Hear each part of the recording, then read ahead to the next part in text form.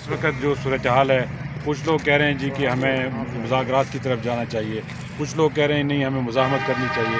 Party کے اندر بھی ایک کنفیوژن ہے اور باہر بھی کنفیوژن ہے، تو کس طرح معاملات آگے بڑھیں؟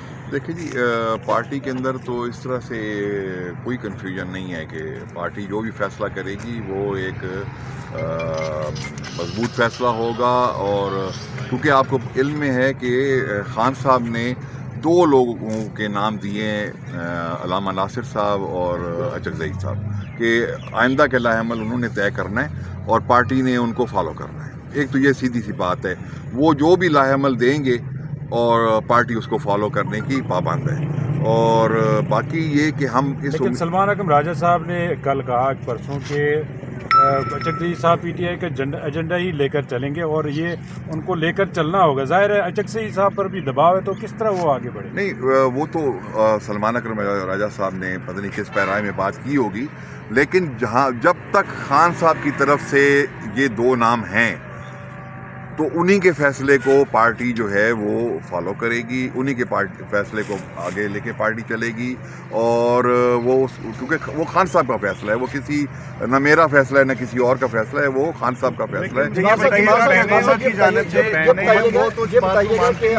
سر یہ بتائیے گا کہ آج 6 لوگوں کی فہرست دی گئی تھی، صرف 2 لوگ آئے، اس کی کیا وجہ؟ نہیں، اب 3 لوگ، ہم 2 میجر صاحب اقبال صاحب آئے ہوئے ہیں، میں آیا ہوا ہوں، اور عثمان بٹنی صاحب بھی آئے ہوئے ہیں، جو میری ابھی ان سے بات ہوئی تھی، وہ اب شاید اس طرف ہوں. اور باقی ان کے جو ہمارے ایم این اے ہیں وہ ان سے رابطہ نہیں ہو پا رہا، ہو سکتا ہے وہ پرلی طرف ہوں یا کہ وہ آئے ہوں گے. کیا دلچسپی ختم ہو گئی؟ نہیں، دلچسپی سوال ہی نہیں پیدا ہوتا. دیکھیں، ہم چلیں، وہ اگر ہم 6 میں سے 4 آ گئے یا 3 آ گئے یا 2 آ گئے، لیکن آج تو دن یہ ہے، آج تو دن اب 2026 کا پہلا دن تھا، اور پہلے دن ہم جو عوام ہے ہم سب ایک دوسرے کو مبارکبادیں دے رہے کہ جی نیا سال مبارک ہو. تو آج تو حکومت کا فرض بنتا تھا کہ وہ مذاکرات کی بات کرتے ہیں، وہ کہتے ہیں کہ یہ معاملات کو بیٹھ کے حل کریں. تو آج یہ ثبوت کرتے ہیں نا کہ ان کی نیت صاف ہے. آپ یہ بتائیے گا کہ حکومت کی جانب سے مذاکرات کی پیشکش کے باوجود معذرائی کیوں کی جا رہی ہے؟ کیا بالکل کوئی محاذ آرائی نہیں، کوئی محاذ آرائی نہیں.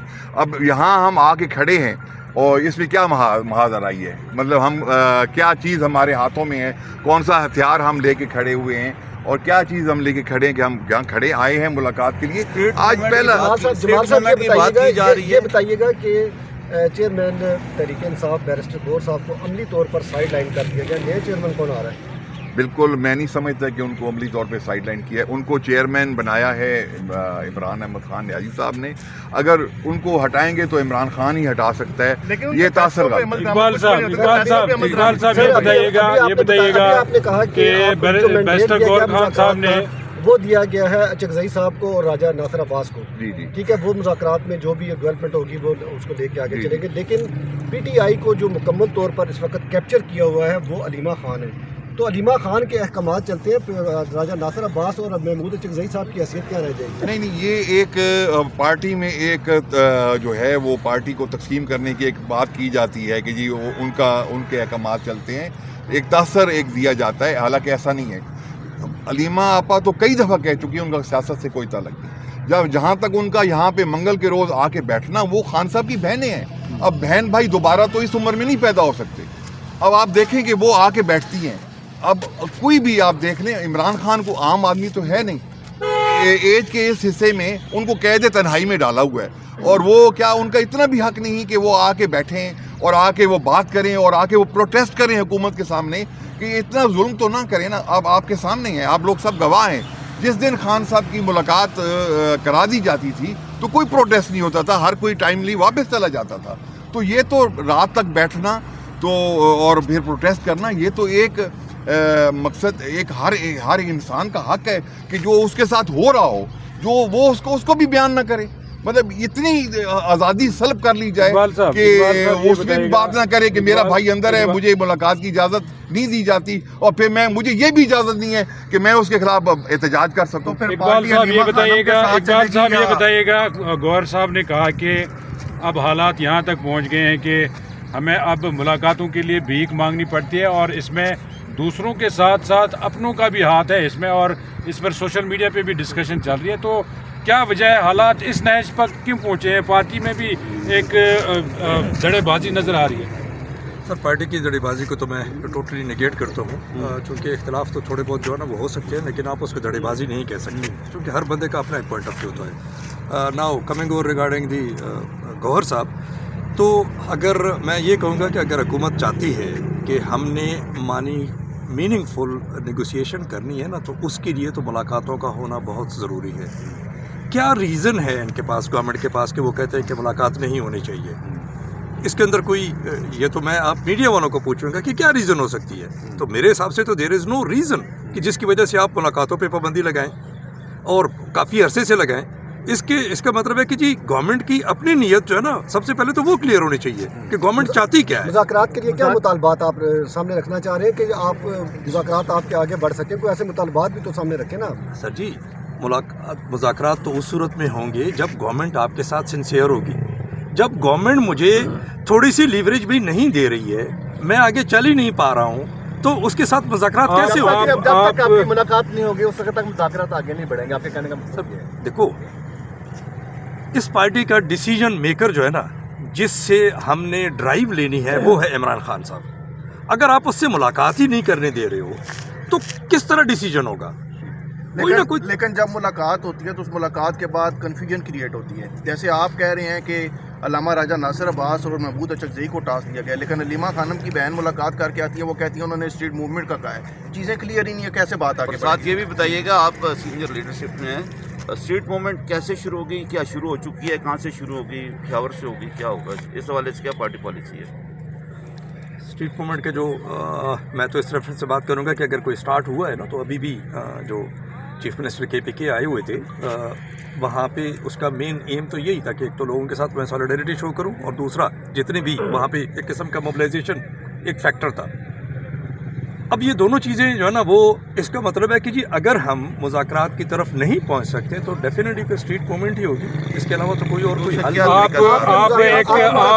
سمجھ رہے ہیں نا، آپ کے مذاکرات کو سبوتاژ مذاکرات نہیں بیٹھ رہے ہیں آپ کے مذاکرات سبوتاژ کیوں میں ہوتے نے ہیں؟ کہا اس کی کہ وجہ کیا ہے؟ آخری ارباب وہی آپ اسٹریٹ موومنٹ کا سمجھ لینا، کیونکہ مذاکرات کے لیے آپ نہیں بیٹھ رہے ہیں. اگر بیٹھ رہے ہوتے تو پھر یہاں پر ٹیبل ٹاک بھی ہونی چاہیے. تو بیٹھنے کا تو آپ ایک بار بھی نہیں بیٹھے. آپ دیکھیں، اس میں ایک منٹ ایکسکیوز می، اگر آپ مناسب سمجھیں تو میں اس کا تھوڑا سا آپ کو جواب. دیکھیں، آپ مذاکرات کی جب بات کرتے ہیں تو یہ کوئی چھوٹا عمل نہیں ہے.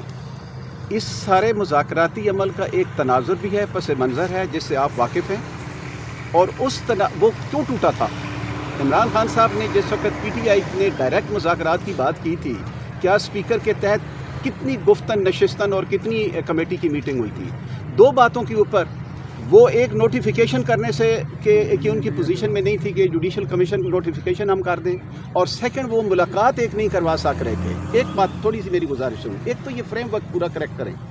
دوسری بات یہ ہے کہ جو عمران خان صاحب نے اس وقت اوور آل جو فریم ورک دیا ہے پورا مذاکرات کا، وہ دیا ہے تحریک تحفظ آئین پاکستان کے امبریلا کے انڈر، جس کا پاکستان تحریک انصاف حصہ ہے اور ایک بہت بڑا اہم حصہ ہے.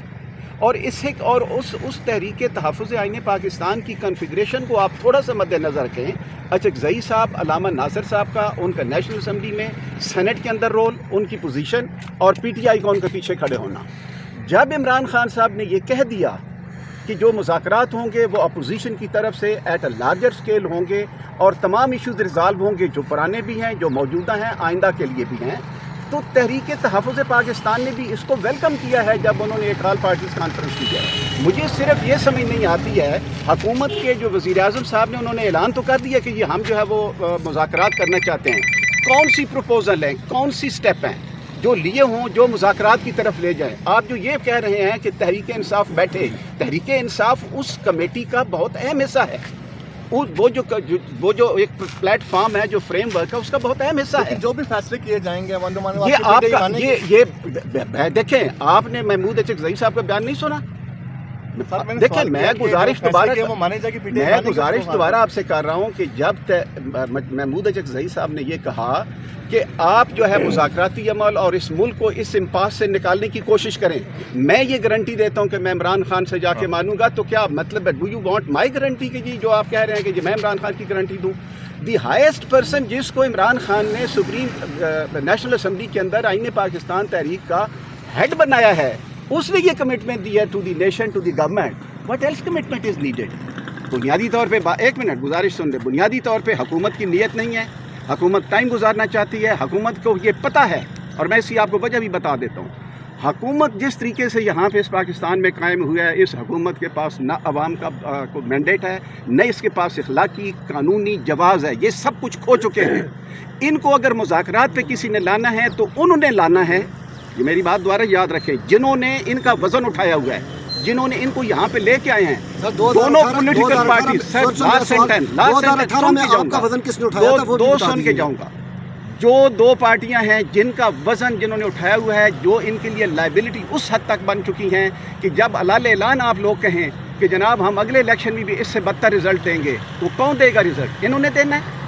मैं गुजारिश ये करूँगा उन मुख्तलिफ के साथ कि एक हद तक जाएँ। पाकिस्तान सबका है, हम सब पाकिस्तानी अफवाज के साथ, इंस्टीट्यूशन के साथ प्यार करते हैं। हमने 9-10 मई को इसका इजहार किया है, हम आज भी करते हैं। हम आज भी इस बात पे कायम है कि इमरान खान ने कहा था कि ये फौज नहीं मेरी है, पाकिस्तान में मेरी। ओके, 2018 का बोझ किसने उठाया था? मैं दोबारा आपको क्लियर कर देता हूँ और बंगे दहल क्लियर करता हूँ। 2018 में जो RTS बैठा था, इसकी इंक्वायरी करवा लेना। इमरान खान ने इसको ऑफर किया था, क्यों पीछे हट गए थे? जो RTS बैठा था वो PTI को उसकी जो मेजॉरिटी थी उसको स्लिम करने के लिए था। ये अगर किसी की ज़हन में ये वहम है, गुमान है कि उससे फ़ायदा पाकिस्तान तहरीक इंसाफ की होता, मैं इस इंप्रेशन को यहाँ पे खड़े होकर मुकम्मल तौर पे रद्द करता हूँ। वो बुनियादी तौर पे ये जो इस तरह के चहेते थे मुख्तलिफ जमातों में जो आज हुक्मरान बैठे हुए हैं, जो आज पूछते हैं एज ए डिफेंस मिनिस्टर होकर कि ये इस फ़ौज ने क्या किया है, जो इस फ़ौज की पूरी क्रेडिबिलिटी, उनका एक पूरा नैरेटिव है, ये उन लोगों को जिताने के लिए ये RTS बैठा था। पाकिस्तान तहरीक इंसाफ को उससे कोई फ़ायदा नहीं, नुकसान हुआ था। जितनी आज तक रिवील चीज़ें हो रही हैं, क्या उसमें आपको कोई शक रह गया उसमें? इकबाल साहब, आप एक साबिक फ़ौजी अफसर हैं, आपने अभी मुलाकातें होना ज़रूरी है। गौर साहब ने एक कोशिश की, 2 दिसंबर को उज़्मा खान की मुलाकात हुई, लेकिन उसके बाद जो बाहर आकर उन्होंने इल्ज़ामात लगाए एक फ़ौजी अदारे के सरबराह पे, आप इसको दुरुस्त समझते हैं? क्या हालात इस तरह ठीक होंगे?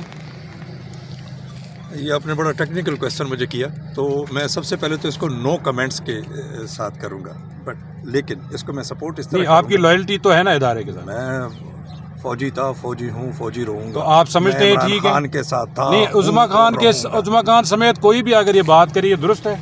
सर बात ये नहीं है, उसने किस पैराए में बात की है, किस कंटेस्ट में बात की है ना, सबसे पहले तो उसको भी देखना पड़ेगा ना।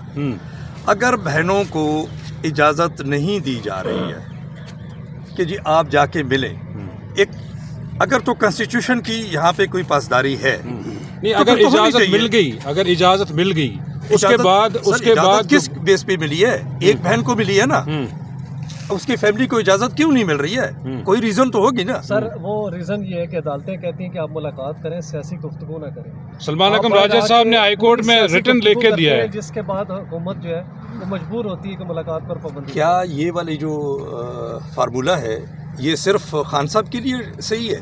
इसको तो फिर सबके लिए होना चाहिए ना। सलमान अकरम राजा साहब ने रिटन दिया हुआ है कोर्ट में कि ऐसा होगा, ये उनकी अंडरटेकन है। देखो, सलमान अकरम राजा साहब के साथ मेरी जब लास्ट टाइम भी यहाँ पे मुलाकात हुई थी, तो उस वक्त भी उसने मीडिया को एक किस्म का इग्नोर किया था कि यार मैं इसके ऊपर बात नहीं करना चाहता हूँ, क्योंकि मैं यहाँ पे ये अंडरटेकिंग जो है ना वो दे चुका हूँ। लेकिन वो अंडरटेकिंग जो है ना वो सलमान अकरम राजा साहब ने दी थी। अब उसका मतलब ये तो लिस्ट जो देते हैं सलमान अकरम राजा ही लिस्ट देते हैं। एक मुसलमान हकीकत है और इस पे अमल भी हुआ था, 3 दफ़ा बात नहीं की थी और उसके बाद देखें, एक मुसलमान हकीकत है कि इमरान खान पाकिस्तान की सबसे बड़ी पार्टी का लीडर है, पाकिस्तान में बसने वाले करोड़ों अवाम का वो लीडर है, उनकी करोड़ों अवाम की दिलों की धड़कन है। और हुकूमत को मैं यही आपसे रिक्वेस्ट करके हम इजाज़त लेंगे, हुकूमत को होश के नाखून लेने चाहिए, पाकिस्तान को आगे लेके जाना चाहिए, इस बंदे से बात करनी चाहिए, इसके साथ बात करें और पाकिस्तान को आगे लेके जाएं। शुक्रिया, बहुत शुक्रिया।